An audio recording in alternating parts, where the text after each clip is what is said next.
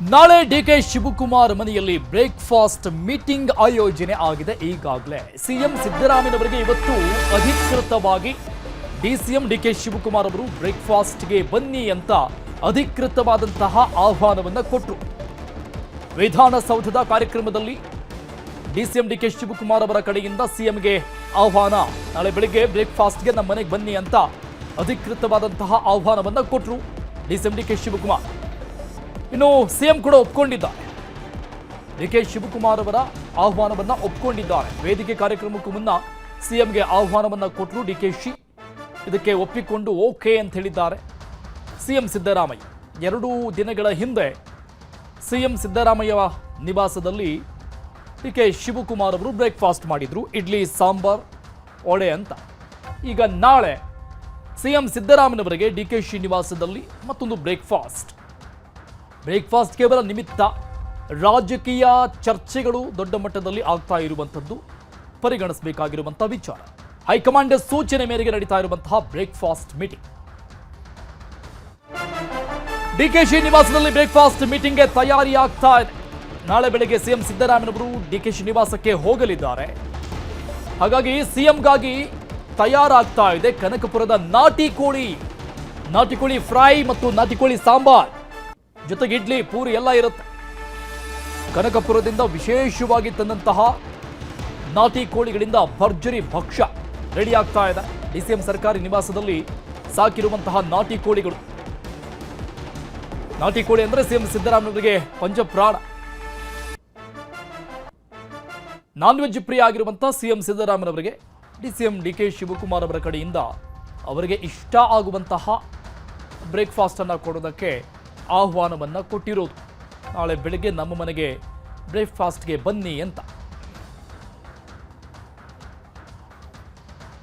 ದೆಹಲಿಯಿಂದ ಬೆಂಗಳೂರಿಗೆ ವಾಪಸ್ ಆಗಿದ್ದಾರೆ ಡಿಕೆ ಸುರೇಶ್. ಎಲ್ಲವೂ ಕೂಡ ಸುಸೂತ್ರವಾಗಿ ನಡೀತಾ ಇದೆ, ಏನೂ ಸಮಸ್ಯೆ ಇಲ್ಲ ಅಂತ ಹೇಳಿದ್ರು. ದೆಹಲಿಯಲ್ಲಿ ಇದ್ದಂತಹ ಸಂದರ್ಭದಲ್ಲಿ ಜಂಟಿ ಸುದ್ದಿಗೋಷ್ಠಿಯ ನಂತರದಲ್ಲಿ ಅಲ್ಲಿ ಡಿಕೆ ಸುರೇಶ್ ಒಂದು ಹೇಳಿಕೆಯನ್ನು ಕೊಟ್ಟಿದ್ರು. ಇಬ್ರು ಕೂಡಿ ಸುದ್ದಿಗೋಷ್ಠಿ ನಡೆಸಿದ್ದಾರಲ್ಲ, ಎಲ್ಲವೂ ಓಕೆ ಅಂತ. ನಾಳೆನೂ ಬ್ರೇಕ್ಫಾಸ್ಟ್ ಮೀಟಿಂಗ್ ಇದೆ ಅಂತ ಡಿಕೆ ಸುರೇಶ್ ಮಾತನಾಡಿರೋದು, ಎಲ್ಲ ವಿಚಾರಗಳನ್ನು ಕೂಡ ದೆಹಲಿಯಲ್ಲಿದ್ರು ಅವರು ನೋಡ್ತಾ ಇದ್ದಾರೆ. ಸ್ವಾಮೀಜಿಗಳು ಧರ್ಮ ಕಾರ್ಯ ಮಾಡಬೇಕು ಅಂತ ಎಚ್.ಡಿ. ಕುಮಾರಸ್ವಾಮಿ ಹೇಳಿಕೆಯನ್ನು ಕೊಟ್ಟಿದ್ರು ನೆನೆ. ಯಾರ್ಯಾರು ಯಾವ್ಯಾವ ಸಂದರ್ಭಗಳಲ್ಲಿ ಮಠಗಳನ್ನ ಬಳಸಿದ್ದಾರೆ, ಯಾವ ರೀತಿ ಬಳಸಿಕೊಂಡಿದ್ದಾರೆ ಅಂತ ರಾಜ್ಯದ ಜನರಿಗೆ ಗೊತ್ತಿದೆ ಅಂತ ಎಚ್.ಡಿ.ಕೆ ಹೇಳಿಕೆಗೆ ತಿರುಗೇಟನ್ನು ಕೊಟ್ಟಿದ್ದಾರೆ ಡಿಕೆ ಸುರೇಶ್. ಎಚ್.ಡಿ. ಕುಮಾರಸ್ವಾಮಿ ಅವರ ಹೇಳಿಕೆಗೆ ತಿರುಗೇಟು. ಎಲ್ಲವೂ ಒಂದು ಹಂತಕ್ಕೆ ಬರುತ್ತದೆ, ಏನೂ ಸಮಸ್ಯೆ ಇಲ್ಲ, ಸುಸೂತ್ರವಾಗಿ ಎಲ್ಲವೂ ಕೂಡ ನಿಭಾಯಿಸಲಾಗುತ್ತೆ, ಪರಿಹಾರ ಆಗುತ್ತೆ ಅಂತ ಹೇಳಿದ್ದಾರೆ. ಈ ವಿಚಾರವಾಗಿ ನಾನು ಏನೂ ಕೂಡ ಹೇಳೋದಿಲ್ಲ, ನಾನು ವೈಯಕ್ತಿಕ ಕೆಲಸಕ್ಕೆ ಹೋಗಿದ್ದೆ ದೆಹಲಿಗೆ, ಎಲ್ಲವನ್ನು ಕೂಡ ಕಾದು ನೋಡೋಣ ಅಂತ ಡಿಕೆ ಸುರೇಶ್ ಮತ್ತೆ ಒಂದು ಪ್ರಶ್ನಾರ್ಥಕ ಚಿಹ್ನೆಯನ್ನಿಟ್ಟಿದ್ದಾರೆ. ಮುಖ್ಯಮಂತ್ರಿ ಇದ್ದೆ, 2 ಬಾರಿ ಮುಖ್ಯಮಂತ್ರಿ ಇದ್ದಾಗಲೂ ನನ್ನ ಅಧಿಕಾರ ಹೋದಾಗ ನಾನು ಯಾವುದೇ ಮಠಾಧೀಶರ ನೆರವು ಕೇಳಲಿಲ್ಲ. ಮಠಾಧೀಶರ ಕೆಲಸವೇ ಬೇರೆ, ರಾಜಕಾರಣ. ನಾನು ಒಕ್ಕಲಿಗ ಸಮಾಜ ಇನ್ನೊಂದು ಸಮಾಜ ಹೇಳಲ್ಲ. ನಾನು ಹೇಳ್ತಕ್ಕಂಥದ್ದು ಸಮಾಜದಲ್ಲಿ ಈ ರೀತಿ ಜಾತಿಯ ಹೆಸರನ್ನ ಹೇಳ್ಕೊಂಡು ಧಾರ್ಮಿಕ ಕ್ಷೇತ್ರಗಳನ್ನು ದುರುಪಯೋಗ ಪಡಿಸ್ಕೊಳ್ತಕ್ಕಂಥದ್ದು ಯಾವುದೇ ರಾಜಕಾರಣಿಗಳಿಗೆ ಶೋಭೆ ತರಲ್ಲ. ಇದು ನನ್ನ ಖಾಸಗಿ ಭೇಟಿ, ಅದನ್ನೆಲ್ಲ ನಾನು ಹೇಳೋಕ್ಕಾಗೋದಿಲ್ಲ. ಸೊ ಎಲ್ಲವೂ ಕೂಡ ಸುಸೂತ್ರವಾಗಿ ಆಗ್ತಾ ಇದೆ. ಬ್ರೇಕ್ಫಾಸ್ಟ್ ಮೀಟಿಂಗ್ ಆಗಿದೆ, ನಾಳೆನೂ ಬ್ರೇಕ್ಫಾಸ್ಟ್ ಮೀಟಿಂಗ್ ಇದೆ. ಸೊ ಎಲ್ಲ ಒಂದು ಹಂತಕ್ಕೆ ಬರುತ್ತೆ. ಹೈಕಮಾಂಡ್ ಸೂಕ್ತ ಸಮಯದಲ್ಲಿ ಸೂಕ್ತ ತೀರ್ಮಾನ ತಗೊಳುತ್ತೆ. ಒತ್ತಡ ಹಾಕ್ಲಿಕ್ಕೆ ಡಿಕೆ ಶಿವಕುಮಾರ್ ದೆಹಲಿಗೆ ಕಳಿಸ್ಕೊಟ್ರು ಅಂತ ಅದು ನೀವು ಹೇಳ್ತಾ ಇರೋದು ಸರ್. ಅಂದ್ರೆ ಈಗ ಡಿಕೆ ಸಿಎಂ ಆಗೋದು ಸ್ವಾಮೀಜಿಗಳು ಕುಮಾರಸ್ವಾಮಿ ಅವರು ಕೇಳಿಕೊಂಡ್ರು, ಸ್ವಾಮೀಜಿಗಳು ಧರ್ಮ ಕೆಲಸ ಮಾಡಬೇಕು, ಹಸ್ತಕ್ಷೇಪ ಮಾಡಬಾರ್ದು. ಅದಕ್ಕೆ ರಾಜಕೀಯವಾಗಿ ಹೇಳೋದಕ್ಕಿಂತ ಮುಖ್ಯವಾಗಿ ಯಾರ್ಯಾರು ಯಾವ ಸಂದರ್ಭದಲ್ಲಿ ಮಠ ಬಳಸ್ಕೊಂಡಿದ್ದಾರೆ ಅನ್ನೋದು ಈ ರಾಜ್ಯದ ಜನರಿಗೆ ಗೊತ್ತಿದೆ. ಹಾಗಾಗಿ ನಾನೇನು ಹೆಚ್ಚಿಗೆ ಹೇಳಬೇಕಾದ ಅವಶ್ಯಕತೆ ಇಲ್ಲ. ಸರ್ ಈಗ ಕುರ್ಚಿ ವಿಚಾರ 2008ಕ್ಕೆ ಏನಾದರೂ ಮುಂದೂಡುತ್ತಾ ಇಲ್ಲ 28ಕ್ಕೆ? ಸಿಎಂ ಕುರ್ಚಿ 28 ಆದ್ಮೇಲೂ ಇರ್ತದೆ, ಅದೆಲ್ಲೂ ಹೋಗೋದಿಲ್ಲ. ಈ ಬಗ್ಗೆ ಡೀಟೇಲ್ಸ್ ಕೊಡ್ತಾರೆ ನಮ್ಮ ಪ್ರತಿನಿಧಿ ತಿಮ್ಮೇಗೌಡ ಲೈವ್ ನಲ್ಲಿ ಜಾಯ್ನ್ ಆಗ್ತಾ ಇದ್ದಾರೆ. ತಿಮ್ಮೇಗೌಡ್ರೆ, ಕಳೆದ 2 ದಿನಗಳ ಹಿಂದೆ ಇಡ್ಲಿ ವಡಾ ಸಾಂಬಾರ್ ಇದ್ದಂಥ ಸಂದರ್ಭದಲ್ಲಿ ಆಗದೇ ಇರುವಂತಹ ಸಂಧಾನ ನಾಳೆ ನಾಟಿ ಕೋಳಿ ಇರುತ್ತೆ. ಒಂದು ದೊಡ್ಡ ಮೆನುನೇ ರೆಡಿ ಆಗ್ತಾ ಇದೆ. ನಾಟಿ ಕೋಳಿ ಜೊತೆಗೆ ಸಂಧಾನ ಆಗುತ್ತೆ ಅಂತ ನಿರೀಕ್ಷೆ ಇಟ್ಕೊಳ್ಬಹುದಾ? ಇಡ್ಲಿ ವಡೆ ತಿಂದಾಗಲೂ ಒಂದೇ ಮಾತು, ನಾಳೆ ನಾಟಿ ಕೋಳಿ ತಿಂದಾಗಲೂ ಒಂದೇ ಮಾತು. ನಾವಿಬ್ಬರು ಒಟ್ಟಾಗಿದ್ದೀವಿ, ನಮ್ಮಿಬ್ಬರ ನಡುವೆ ಯಾವುದೇ ರೀತಿಯಾದಂಥ ಭಿನ್ನಾಭಿಪ್ರಾಯ ಇಲ್ಲ. ಹಿಂದೆಯೂ ಒಗ್ಗಟ್ಟಾಗಿದ್ದೀವಿ, ಮುಂದೆಯೂ ಒಗ್ಗಟ್ಟಾಗಿರ್ತೀವಿ ಅಂಥದ್ದೊಂದು ಸಂದೇಶವನ್ನು ನಾಳೆಯೂ ರವಾನೆ ಮಾಡ್ತಾರೆ. ಯಾಕಂತ ಹೇಳಿದ್ರೆ ಹೈಕಮಾಂಡ್ ಅಂಥದ್ದೊಂದು ಸೂಚನೆಯನ್ನು ಕೊಟ್ಟಿದೆ ಅರುಣ್. ಯಾಕಂದರೆ ನಾಯಕತ್ವ ಬಿಕ್ಕಟ್ಟಿನ ಹಿನ್ನೆಲೆಯಲ್ಲಿ ಬಣ ರಾಜಕೀಯದಿಂದಾಗಿ ಹೈಕಮಾಂಡ್ಗೆ ಒಂದು ರೀತಿ ರಾಷ್ಟ್ರಮಟ್ಟದಲ್ಲಿ ಮುಜುಗರ ಎದುರಾಗಿತ್ತು.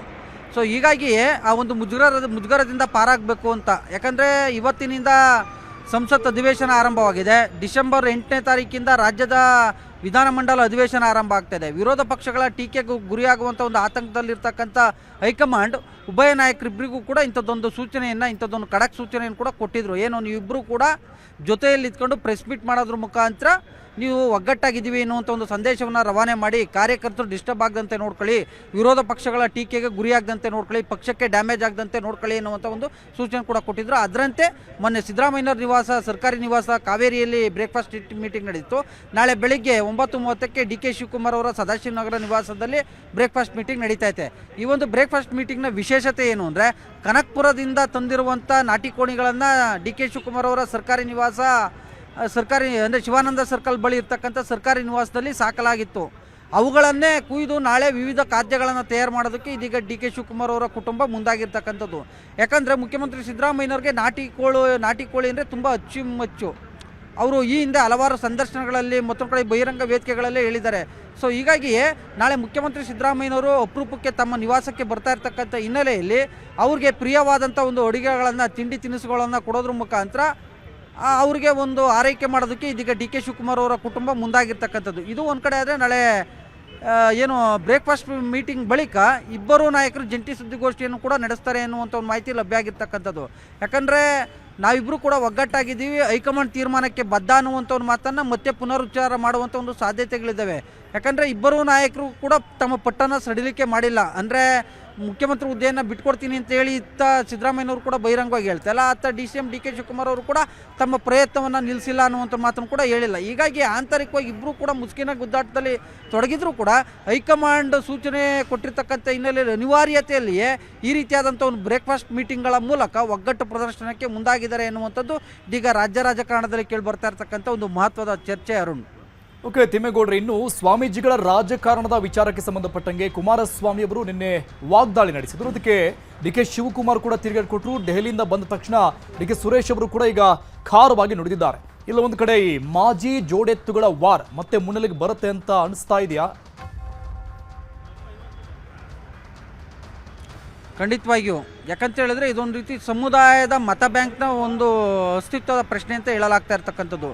ಯಾಕಂದರೆ ಈಗಾಗಲೇ ಡಿ ಕೆ ಶಿವಕುಮಾರ್ ಅವರು ಕ್ಲೈಮ್ ಮಾಡ್ತಾ ಇರ್ತಕ್ಕಂಥದ್ದು, ಒಕ್ಕಲಿಗ ಸಮುದಾಯ ನಾನು ಮುಖ್ಯಮಂತ್ರಿ ಆಗ್ತೀನಿ ಅನ್ನುವಂಥ ಕಾರಣಕ್ಕೋಸ್ಕರವಾಗಿ ನನ್ನನ್ನು ಬೆಂಬಲಿಸಿದೆ. ಹೀಗಾಗಿ ಒಕ್ಕಲಿಗ ಸಮುದಾಯಕ್ಕೂ ಕೂಡ ಮುಖ್ಯಮಂತ್ರಿ ಹುದ್ದೆಯನ್ನು ಕೊಡಬೇಕು, ಅಧಿಕಾರ ಹಸ್ತಾಂತರ ಮಾಡಬೇಕು ಅನ್ನುವಂಥ ನಿಟ್ಟಲ್ಲಿ ಕ್ಲೈಮ್ ಮಾಡ್ತಾ ಇದೆ. ಇದಕ್ಕೆ ಪೂರಕವಾಗಿ ಒಕ್ಕಲಿಗರ ಸಂಘ ಮತ್ತು ಒಕ್ಕಲಿಗರ ಸಮುದಾಯದ ಸ್ವಾಮೀಜಿಗಳು ಡಿ ಕೆ ಶಿವಕುಮಾರ್ ಅವರ ಬೆನ್ನಿಗೆ ನಿಂತಿರ್ತಕ್ಕಂಥದ್ದು. ಸೊ ಇದೀಗ ಯಾವಾಗ ಒಂದು ವೇಳೆ ಮುಖ್ಯಮಂತ್ರಿ ಡಿ ಕೆ ಶಿವಕುಮಾರ್ ಅವರು ಮುಖ್ಯಮಂತ್ರಿ ಆದರೆ ಅಥವಾ ಸ್ವಾಮೀಜಿಗಳು ಅವರ ಬೆನ್ನಿಗೆ ನಿಂತಿರ್ತಕ್ಕಂಥ ಹಿನ್ನೆಲೆಯಲ್ಲಿ ಎಲ್ಲ ಒಂದು ಕಡೆಯಾಗಿ ಸಮುದಾಯದ ಹಿಡಿತ ಸಡಿಲಿಕೆ ಆಗ್ತಾ ಇದೆ ತಮ್ಮ ಕುಟುಂಬದಿಂದ ಅನ್ನುವಂಥ ಒಂದು ಆತಂಕ ಸಹಜವಾಗಿ ಎಚ್ ಡಿ ಕುಮಾರಸ್ವಾಮಿ ಮತ್ತು ಅವರ ಕುಟುಂಬಕ್ಕೆ ಇರ್ಬೋದು. ಸೊ ಹೀಗಾಗಿಯೇ ಈ ಇಬ್ಬರು ಮದಗಜಗಳ ವಿರುದ್ಧ ಇದೀಗ ಟಾಕ್ ವಾರ್ ಶುರುವಾಗಿರ್ತಕ್ಕಂಥದ್ದು. ಯಾಕಂದರೆ ಮೊನ್ನೆ ಅಷ್ಟೇ ಕುಮಾರಸ್ವಾಮಿಯವರು ಸ್ವಾಮೀಜಿಯವರ ಒಂದು ಹೇಳಿಕೆಗಳ ಬಗ್ಗೆ ತೀವ್ರ ಆಕ್ಷೇಪವನ್ನು ಕೂಡ ವ್ಯಕ್ತಪಡಿಸಿದರು. ನಾನು ಯಾವತ್ತೂ ಕೂಡ ಸ್ವಾಮೀಜಿಯವರ ಬೆಂಬಲವನ್ನು ಕೂಡ ಪಡ್ಕೊಂಡಿರಲಿಲ್ಲ, ನಾನು ಯಾವತ್ತೂ ಧರ್ಮಾಧಿಕಾರಿಗಳ ಮೊರೆ ಹೋಗಿರಲಿಲ್ಲ ಅನ್ನುವಂಥ ಮಾತನ್ನು ಹೇಳೋದ್ರ ಮುಖಾಂತರ ಸ್ವಾಮೀಜಿಗಳ ನಡೆಗೆ ಆಕ್ಷೇಪವನ್ನು ಕೂಡ ವ್ಯಕ್ತಪಡಿಸಿದರು. ಇದಕ್ಕೆ ತೀವ್ರ ಆಕ್ರೋಶಗೊಂಡಂಥ ತೀವ್ರ ಕೆಂಡಾಮಂಡಲರಾದಂಥ ಡಿ ಕೆ ಶಿವಕುಮಾರ್ ಅವರು ನಿನ್ನೆ ಒಂದು ತಿರುಗೇಟನ್ನು ಕೊಟ್ಟಿದ್ದರು. ಹೌದಾ, ಪಾಪ ಕುಮಾರಸ್ವಾಮಿ ಗೊತ್ತಿಲ್ಲ 2ನೇ ಮಠ ಹೇಗಾಯಿತು ಅನ್ನುವಂಥ ನಿಟ್ಟಲ್ಲಿ. ಅಂದರೆ ಆದಿಚುಂಚನಗಿರಿ ಮಠಕ್ಕೆ ಪರ್ಯಾಯವಾಗಿ 2ನೇ ಮಠ ಕಟ್ತಾರೆ ಯಾರು, ದೇವೇಗೌಡರ ಕುಟುಂಬ ಅನ್ನುವಂಥ ಒಂದು ಸಂದೇಶವನ್ನು ಕೊಡೋದ್ರ ಮುಖಾಂತರ ಎಚ್ ಡಿ ಕುಮಾರಸ್ವಾಮಿಗೆ ತಿರುಗೇಟನ್ನು ಕೊಟ್ಟಿದ್ದರು. ಇವತ್ತು ಅದೇ ದಾಟಿಯಲ್ಲೇ ಪ್ರತಿಕ್ರಿಯೆಯನ್ನು ಕೊಟ್ಟಿರ್ತಕ್ಕಂಥ ಡಿ ಕೆ ಶಿವಕುಮಾರ್ ಅವರ ಸಹೋದರ ಹಾಗೂ ಮಾಜಿ ಸಂಸದ ಡಿ ಕೆ ಸುರೇಶ್ ಅವರು ಯಾರ್ಯಾರು ಮಠಗಳನ್ನು ಯಾವ್ಯಾವ ಸಂದರ್ಭದಲ್ಲಿ ಬಳಸ್ಕೊಂಡಿದ್ದಾರೆ ಅನ್ನುವಂಥದ್ದು ಇಡೀ ರಾಜ್ಯದ ಜನತೆಗೆ ಗೊತ್ತು ಅನ್ನುವಂಥ ಒಂದು ಮಾತನ್ನು ಪರೋಕ್ಷವಾಗಿ ಹೇಳಿರ್ತಕ್ಕಂಥದ್ದು. ಸೊ ಹೀಗಾಗಿ ಇದೀಗ HD Kumaraswamy versus DK brothers ವಿರುದ್ಧ DK ಬ್ರದರ್ಸ್ ನಡುವೆ ಈ ರೀತಿಯಾದಂಥ ಒಂದು ವಾಗ್ಯುದ್ಧಗಳು ಇನ್ನು ಕಂಟಿನ್ಯೂಸ್ ಆಗಿ ನಡೀತವೆ ಅನ್ನುವಂಥದ್ದು ಕೂಡ ಸದ್ಯದ ಮಟ್ಟಿಗೆ ಕೇಳಿ ಬರ್ತಾ ಇರ್ತಕ್ಕಂಥ ಒಂದು ಚರ್ಚೆ ಅವರನ್ನು. ಥ್ಯಾಂಕ್ ಯು ತಿಮ್ಮೇಗೌಡ್ರೆ ಡೀಟೇಲ್ಸ್ಗೆ.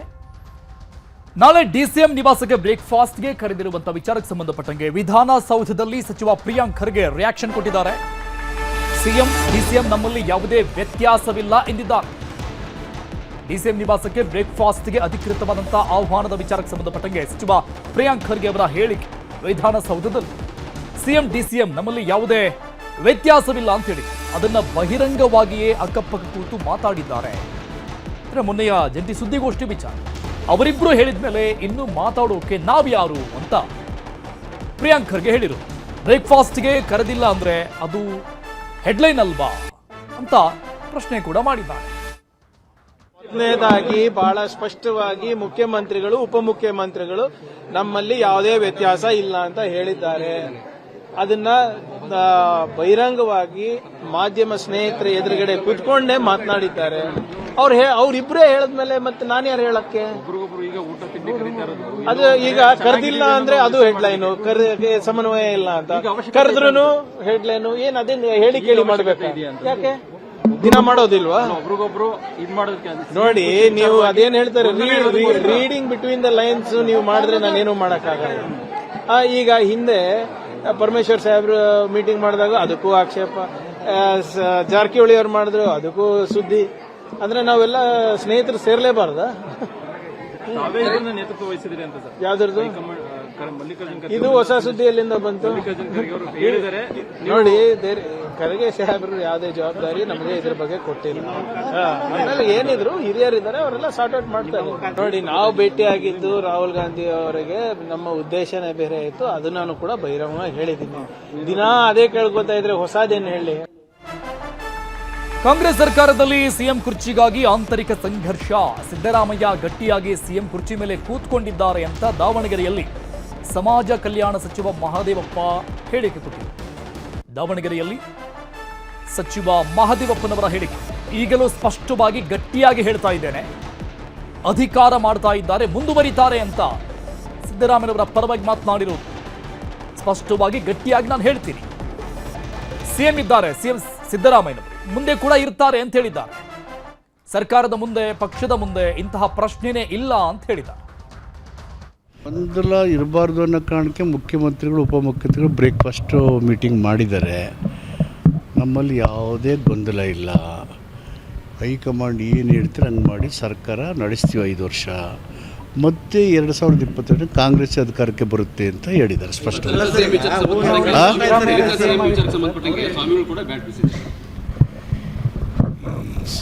ಪ್ಲೇಯರ್ಸು ಆಡೋರೆ 11 ಜನ, ಯಾರ್ಯಾರೋ ಬಾಟ್ ಬೀಸ್ತಾರೆ, ಯಾರು ಬೌಲು ಮಾಡಲ್ಲ. ಅವ್ರಿಗೆ ಬಾಲು ಸಿಕ್ಕಲ್ಲ ಹೊಡೆಯೋದಕ್ಕೆ.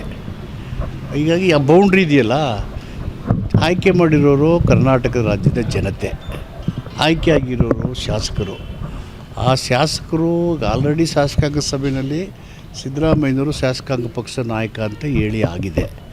ಆದಮೇಲೆ ಈಸ್ ಚೀಫ್ ಮಿನಿಸ್ಟರ್. ಅದೇ ರೀತಿ ಡಿಕೆ ಅವರು ಆಗ್ಬೇಕು ಅಂತ ಕೆಲವರು ಹೇಳಿದಾರಲ್ಲ ಸರ್. ಯಾವ ವಿಷಯನೂ ಚರ್ಚೆನೇ ಇಲ್ಲ. ಮ್ಯಾಟ್ರಿಕ್ಸ್ ಕ್ಲೋಸ್ ಹೋಗಿದ್ದಾರೆ. ಮ್ಯಾಟ್ರಿಕ್ಸ್.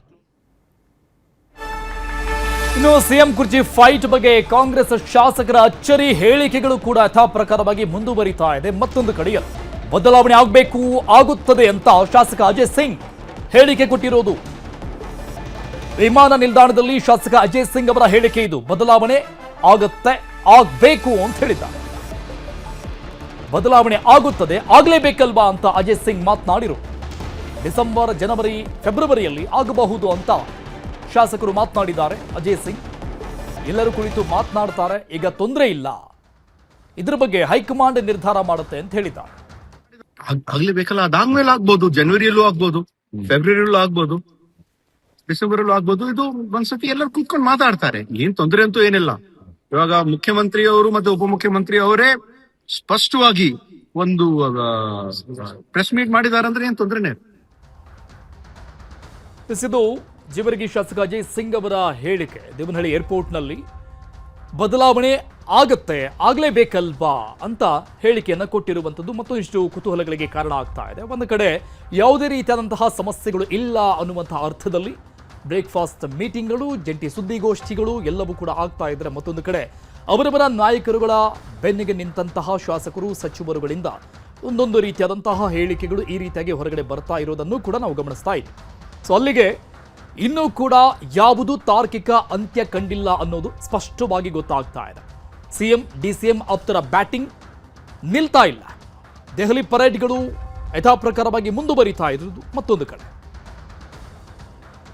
ಬಗ್ಗೆ ಡೀಟೇಲ್ಸ್ ಕೊಡ್ತಾರೆ ನಮ್ಮ ಪ್ರತಿನಿಧಿ ಮನುಕುಮಾರ್ ಸಂಪರ್ಕದಲ್ಲಿದ್ದಾರೆ. ಮನು, ನವೆಂಬರ್ ಕ್ರಾಸ್ ಆಯಿತು, ಡಿಸೆಂಬರ್ ಚಾಲ್ತಿಯಲ್ಲಿದೆ. ಈಗ ಅಜಯ್ ಸಿಂಗ್ ಅವರು ಡಿಸೆಂಬರ್, ಜನವರಿ, ಫೆಬ್ರವರಿವರೆಗೂ ಕೂಡ ಹೋಗ್ಬಿಟ್ಟಿದ್ದಾರೆ. ಅಂದರೆ ಇನ್ನೊಂದೆರಡು ಮೂರು ಡೆಡ್ಲೈನ್ಗಳವರೆಗೂ ಆಗಬಹುದು ಅಂತಾನ? ಎಸ್ ಅರುಣ್, ಏನು ಕೆಂಪೇಗೌಡ ಅಂತಾರಾಷ್ಟ್ರೀಯ ವಿಮಾನ ನಿಲ್ದಾಣದಲ್ಲಿ ಶಾಸಕ ಅಜಯ್ ಸಿಂಗ್ ಏನು ಒಂದು ಅಚ್ಚರಿ ಹೇಳಿಕೆ ನೀಡಿರುವಂತದ್ದು. ಈಗ ಸದ್ಯಕ್ಕೆ ಸಿಎಂ ಮತ್ತೆ ಡಿಸಿಎಂ ಇಬ್ರು ಕೂಡ ಏನೋ ಒಂದು ಪ್ರೆಸ್ ಮೀಟ್ ಮಾಡಿ ಈಗ ಎಲ್ಲಾ ಗೊಂದಲಕ್ಕೂ ತೆರೆ ಎಳೆದಿರುವಂತಹ ಘಟನೆ ಕೂಡ ನಿನ್ನೆ ನಡೆಯಿತು. ಅದರ ಬೆನ್ನಲ್ಲೇ ಈಗ ಏರ್ಪೋರ್ಟ್ ನಲ್ಲಿ ಅಜಯ್ ಸಿಂಗ್ ಒಂದು ಎಚ್ಚರಿಕೆ ಹೇಳಿಕೆ ನೀಡಿರೋದು. ಸಿಎಂ ಬದಲಾವಣೆ ಆಗುತ್ತದೆ, ಆಗಬೇಕಲ್ವೇ, ಡಿಸೆಂಬರ್ ಅಥವಾ ಜನವರಿ, ಫೆಬ್ರವರಿ ಕೂಡ ಆಗಬಹುದು, ಅಥವಾ ಎಲ್ಲರೂ ಕುಳಿತು ಮಾತಾಡ್ತಾರೆ, ಹೈಕಮಾಂಡ್ ಕೂಡ ಇದು ಮಧ್ಯಪ್ರವೇಶಿಸಿ ಏನು ತೀರ್ಮಾನವನ್ನು ಕೂಡ ಮಾಡ್ತದೆ. ಈ ಸಿಎಂ ಬದಲಾವಣೆ ಅನ್ನೋದು ಈಗ ಆಗಲೇಬೇಕಲ್ವಾ ಅನ್ನೋಂಥ ಎಚ್ಚರಿಕೆ ಹೇಳಿಕೆಯನ್ನು ಸಹ ನೀಡಿರುವಂತದ್ದು. ಅಂದ್ರೆ ಎಲ್ಲ ಒಂದ್ ಕಡೆ ಇವರು ಸಿಎಂ ಅಂದ್ರೆ ಡಿಸಿಎಂ ಡಿ.ಕೆ. ಶಿವಕುಮಾರ್ ಪರ ಕೂಡ ಈಗ ಬ್ಯಾಟಿಂಗ್ ಬೀಸಿರುವಂತದ್ದು. ಅಂದ್ರೆ ಈಗ ಎಲ್ಲದಕ್ಕೂ ಕೂಡ ಈಗ ಫುಲ್ ಸ್ಟಾಪ್ ಅಂದ್ರೆ ತಾತ್ಕಾಲಿಕವಾಗಿ ಮಧ್ಯವಿರಾಮ ಬಿದ್ದಿರುವಂತದ್ದು. ಆದ್ರೆ ಈಗ ಮತ್ತೆ ಪರ ವಿರೋಧದ ಹೇಳಿಕೆ ನೀಡಿ ಮತ್ತೆ ಒಂದು ಸಾಕಷ್ಟು ಗೊಂದಲವನ್ನು ಸಹ ಮೂಡಿಸ್ತಾ ಇರುವಂತದ್ದು. ಅರುಣ್, ಥ್ಯಾಂಕ್ ಯು ಮನುಕುಮಾರ್ ಡೀಟೇಲ್ಸ್ಗೆ. ಮೆಕ್ಕೆಜೋಳ ಖರೀದಿ ಕೇಂದ್ರ ಓಪನ್ ಮಾಡದ ಜಿಲ್ಲಾಡಳಿತದ ವಿರುದ್ಧ ರೈತರು ಆಕ್ರೋಶವನ್ನು ವ್ಯಕ್ತಪಡಿಸ್ತಾ ಇದ್ದಾರೆ. ಗದಗ ಜಿಲ್ಲಾಡಳಿತದ ವಿರುದ್ಧ ಅನ್ನದಾತರು ರೊಚ್ಚಿಗೆದ್ದಿದ್ದಾರೆ. ಗದಗ ಜಿಲ್ಲೆ ಲಕ್ಷ್ಮೇಶ್ವರದಲ್ಲಿ ರೈತ ಒಕ್ಕೂಟದಿಂದ ಪ್ರತಿಭಟನೆ ನಡೆಸಲಾಗ್ತಾ ಇದೆ. ಗದಗ ಜಿಲ್ಲಾಡಳಿತದ ವಿರುದ್ಧ ರೈತರಿಂದ ಆಕ್ರೋಶ ವ್ಯಕ್ತವಾಗ್ತಾ ಇದೆ. ಕಾರಣ ಮೆಕ್ಕೆಜೋಳ ಖರೀದಿ ಕೇಂದ್ರ ಓಪನ್ ಮಾಡಿಲ್ಲ ಅಂತ ಟೈರ್ಗೆ ಬೆಂಕಿ ಹಚ್ಚುವ ಮೂಲಕವಾಗಿ ರೈತರು ಆಕ್ರೋಶವನ್ನು ವ್ಯಕ್ತಪಡಿಸಿದ್ದಾರೆ. ಕಳೆದ 17 ದಿನಗಳಿಂದ ಮೆಕ್ಕೆಜೋಳ ಖರೀದಿ ಕೇಂದ್ರಕ್ಕಾಗಿ ಓಪನ್ ಮಾಡಿ ಅಂತ ನಡೀತಾ ಇರುವಂತಹ ಧರಣಿ ಹೋರಾಟ. ಪಾಲಾ ಬಾದಾಮಿ ರಸ್ತೆ ಬಂದ್ ಮಾಡಿ ರೈತರು ಪ್ರತಿಭಟನೆ ನಡೆಸ್ತಾನೇ ಇದ್ದಾರೆ. 17ನೇ ದಿನಕ್ಕೆ ಕಾಲಿಟ್ಟಿದೆ ಇವತ್ತಿಗೆ ಬರೋಬ್ಬರಿ.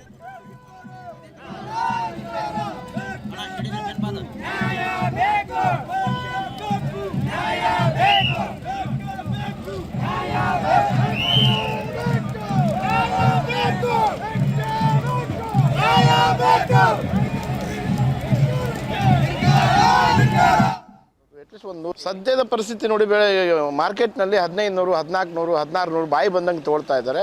ಏನು ಸರ್ಕಾರ ಪ್ರತಿ ವರ್ಷ 2 ವರ್ಷದ ಮೇಲೆ 2000 ರೂಪಾಯಿ ಮೇಲೆ ಆದರೆ ಅಟ್ಲೀಸ್ಟ್ ಸಾಮಾನ್ಯ ಬೆಲೆ ಇದ್ದರೆ ಅವರು ಒಂದು ಅವ್ರ ಬೆಲೆ ಬೆಳೆದಂಥದ್ದು, ಅವ್ರು ಖರ್ಚು ಮಾಡುವಂಥದ್ದು ಅಟ್ಲೀಸ್ಟ್ ಒಂದು 100 ರೂಪಾಯಿನೋ 5 ರೂಪಾಯಿನೋ ಉಳಿಯುವಂಥ ಪರಿಸ್ಥಿತಿ. ಆದರೆ ಈ ಸಾರಿ ಶೇಕಡ 80ರಷ್ಟು ಜನ ನಮ್ಮ 17 ತಾಲೂಕಿನಲ್ಲಿ 17 ಜಿಲ್ಲೆಯಲ್ಲಿ ಬೆಳೆದಿದ್ದಾರೆ. ಸರ್ಕಾರ ಇಷ್ಟೆಲ್ಲ ವಿಚಾರವಿದ್ದರೂ ಕೂಡ ಯಾವುದೇ ತೀರ್ಮಾನ ತಗೊಳ್ತಾ ಇಲ್ಲ. ಕರ್ನಾಟಕ ರಾಜ್ಯ ಸರ್ಕಾರ ಕೇಂದ್ರ ಸರ್ಕಾರಕ್ಕೆ ಬಟ್ಟು ಮಾಡಿ ತೋರಿಸುವಂಥದ್ದು ಈಗಾಗಲೇ ಅದು ಹೋಗಿರುವಂಥ ವಿಚಾರ, ಸತ್ತೋಗಿರುವಂಥ ವಿಚಾರ ಅವರಾಗಲೇ ಕ್ಲಿಯರ್ ಆಗಿ ಸ್ಪಷ್ಟನೆ ಮಾಡಿದ್ದಾರೆ. ಅವರು ಗೆಜೆಟ್ ಮಾಡಿದ್ದಾರೆ, ನಾವು ಕೊಡ್ತೀವಿ ಅಂತ ಹೇಳಿದ್ದಾರೆ. ರಾಜ್ಯ ಸರ್ಕಾರ ಮುಂದುವರೆದು ದುಡ್ಡನ್ನು ಹಾಕಿ ದುಡ್ಡನ್ನು ತೆಗೆಯುವಂಥ ಕೆಲಸ ಮಾಡಬೇಕು. ರಾಜ್ಯ ಸರ್ಕಾರ ದಿವಾಳಿ ಆಗಿದೆ, ದುಡ್ಡಿಲ್ಲ ಅಂತ ನಮಗೆ ಅನಿಸ್ತಾ ಇದೆ ಸದ್ಯದ ಪರಿಸ್ಥಿತಿ ನೋಡಿ. ಇನ್ನು ಮೆಕ್ಕೆಜೋಳ ಖರೀದಿ ಸಂಬಂಧ ಬಿಜೆಪಿ ಪ್ರತಿಭಟನೆ ವಿಚಾರಕ್ಕೆ ಸಂಬಂಧಪಟ್ಟಂಗೆ ಬಿಜೆಪಿ ನಾಯಕರ ವಿರುದ್ಧ ಕೃಷಿ ಸಚಿವ ಚಲುವರಾಯಸ್ವಾಮಿ ಕಿಡಿಕಾರಿದರು. ರೈತರ ಹೋರಾಟಕ್ಕೆ ಬಿಜೆಪಿ ನಾಯಕರು ಸಾಥ್ ಕೊಟ್ಟಿರುವುದು, ಸರ್ಕಾರದ ವಿರುದ್ಧ ಅವರು ಕೂಡ ಪ್ರತಿಭಟನೆ ನಡೆಸ್ತಾ ಇದ್ದಾರೆ. ಬಿಜೆಪಿ ನಾಯಕರ ವಿರುದ್ಧ ಕೃಷಿ ಸಚಿವರು ಆಕ್ರೋಶವನ್ನು ವ್ಯಕ್ತಪಡಿಸಿದರು. ರೈತರು ಪ್ರತಿಭಟನೆ ಮಾಡಲಿ, ನಮ್ಮ ಅಭ್ಯಂತರವಿಲ್ಲ, ಆದರೆ ಬಿಜೆಪಿಯವರಿಗೆ ನಾಚಿಕೆ ಮಾನ ಮರ್ಯಾದೆ ಇದೆಯಾ ಅಂತ ಪ್ರಶ್ನೆ ಮಾಡಿದ್ದಾರೆ. 2 ಮಾಜಿ ಸಿಎಂ, 4 ಕೇಂದ್ರದ ಮಂತ್ರಿಗಳಿದ್ದಾರೆ. ನಾವೆಷ್ಟು ಬಾರಿ ಪತ್ರ ಬರೆದರೂ ಕೂಡ ಕೇಂದ್ರ ಸ್ಪಂದಿಸ್ತಾನೆ ಇಲ್ಲ. ಇಂದು ಸಂಜೆ ಸಿಎಂ ಮೀಟಿಂಗ್ ಕರೆದಿದ್ದಾರೆ. ಈ ವಿಚಾರಕ್ಕೆ ಸಂಬಂಧಪಟ್ಟಂಗೆ ಅಲ್ಲಿ ಚರ್ಚೆ ಮಾಡ್ತೀವಿ ಅಂತ ಕೃಷಿ ಸಚಿವರು ಹೇಳಿದ್ದಾರೆ. ಈಗ ರೈತರು ಪ್ರತಿಭಟನೆ ಮಾಡ್ತಕ್ಕಂಥದ್ರ ಬಗ್ಗೆ ಅವ್ರ ಕಷ್ಟ ಇದೆ.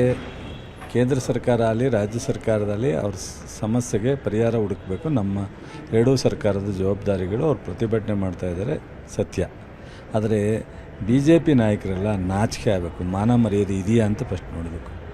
ಕೇಂದ್ರದ ಜವಾಬ್ದಾರಿಯನ್ನು ಕನಿಷ್ಠ ಗೊತ್ತಿಲ್ಲ. 2 ಮಾಜಿ ಮುಖ್ಯಮಂತ್ರಿಗಳು ರಾಜ್ಯದಿಂದ ರೆಪ್ರೆಸೆಂಟ್ ಮಾಡ್ತಾಯಿದ್ದಾರೆ. 3-4 ಜನ ಮಂತ್ರಿಗಳಿದ್ದಾರೆ. ಜೋಶಿಯವರು ಮಂತ್ರಿ ಇದ್ದಾರೆ. ಇವತ್ತು MSPನಲ್ಲಿ ಪರ್ಚೇಸ್ ಮಾಡಲಿಕ್ಕೆ ಅನುಮತಿ ಕೊಡೋರು ಅವರೇ ಕೊಡಬೇಕು. ಅನುಮತಿನ ನಮಗೆ ಕೊಟ್ಟಿಲ್ಲ. ಸೊ ಇವತ್ತು ನಾವು PDS ಉಪಯೋಗಿಸಲ್ಲ. ಸೊ ಇಷ್ಟೆಲ್ಲ ನಾವು ಲೆಟ್ರು ಬರೆದು ಪ್ರೈಮ್ ಮಿನಿಸ್ಟ್ರಿಗೆ ಮಾತಾಡಿ CM ನಾವೆಲ್ಲ ಅಟೆಂಡ್ ಮಾಡಿದ್ರೂ ಅವ್ರು ಏನೂ ಜಗ್ತಾ ಇಲ್ಲ. ಹೌದು, ರೈತರಿಗೆ ಸಡನ್ನಾಗಿ ಸಿಕ್ಕೋದು ರಾಜ್ಯ ಸರ್ಕಾರ. ತಕ್ಷಣ ರಾಜ್ಯ ಸರ್ಕಾರದ ಮೇಲೆ ಅವರ ರಿಕ್ವೆಸ್ಟೋ ಪ್ರತಿಭಟನೆನೋ ಅಥವಾ ಇನ್ನು ಕೇಂದ್ರ ಸರ್ಕಾರದ ವಿರುದ್ಧ ಸಿಎಂ ಸಿದ್ದರಾಮಯ್ಯ ಕೂಡ ವಾಗ್ದಾಳಿ ನಡೆಸಿದ್ರು. ಮೆಕ್ಕೆಜೋಳದ ಬೆಂಬಲ ಬೆಲೆ ನಿಗದಿ ಮಾಡೋರು ಯಾರು? ಅದನ್ನು ಕೇಂದ್ರ ಮಾಡಬೇಕು, ಕೇಂದ್ರ ಕೊಡಬೇಕು ಅಂತ ಕೇಂದ್ರ ಸರ್ಕಾರದ ವಿರುದ್ಧ ಸಿಎಂ ಸಿದ್ದರಾಮಯ್ಯನವರ ವಾಗ್ದಾಳಿ. ಮೆಕ್ಕೆಜೋಳದ ಬೆಂಬಲ ಬೆಲೆ ನಿಗದಿ ಮಾಡೋರು ಯಾರು? ಕ್ವಿಂಟಾಲ್ ಮೆಕ್ಕೆಜೋಳಕ್ಕೆ 2,400 ರೂಪಾಯಿ ಫಿಕ್ಸ್ ಮಾಡಿದ್ದಾರೆ. ಆ ಸಮಸ್ಯೆಯನ್ನು ನಾನು ಪರಿಹಾರ ಮಾಡಿದ್ದೇನೆ ಅಂತ ಸಿಎಂ ಸಿದ್ದರಾಮಯ್ಯ ಹೇಳಿದ್ದಾರೆ. ಸಿಎಂ ಸಿದ್ದರಾಮಯ್ಯ ಏನು ಹೇಳಿದ್ರು ನೋಡೋಣ. ಮೆಕ್ಕೆಜೋಳ MSP ನಿಗದಿ ಮಾಡೋರು ಯಾರು? 2,400 ರೂಪಾಯಿ ಒಂದು ಕ್ವಿಂಟಾಲ್ಗೆ ಮಾಡಿದ್ದಾರೆ. ಅದನ್ನು ಇತ್ಯರ್ಥ ಮಾಡಿದೆ ನಾನು. ಕಬ್ಬಂದು ಇತ್ಯರ್ಥ ಮಾಡಿದೆ, ಮೆಕ್ಕೆಜೋಳದ್ದು ಇತ್ಯರ್ಥ ಮಾಡಿದ್ದೀನಿ.